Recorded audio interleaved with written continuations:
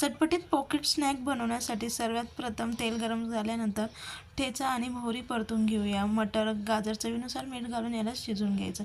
उकडलेले बटाटे किसून यामध्ये व्यवस्थित मिक्स करून त्यात जिरेपूड, धनेपूड, गरम मसाला, हळद, चवीनुसार मीठ, निंबू आणि बारीक चिरून घेतलेली कोथिंबीर घालून याला व्यवस्थित मिक्स करून सारण हे तयार करून घेतले.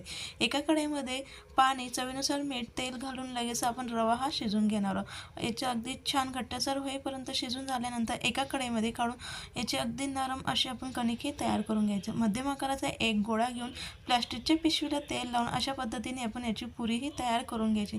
मध्यभागी सारण भरून याला पॉकेट आकार आपण देऊन घेणार आहोत. बघू शकाल अगदी छान असा आपला स्नॅक तयार झालेला. लगेच याला आपण तळून घेऊया.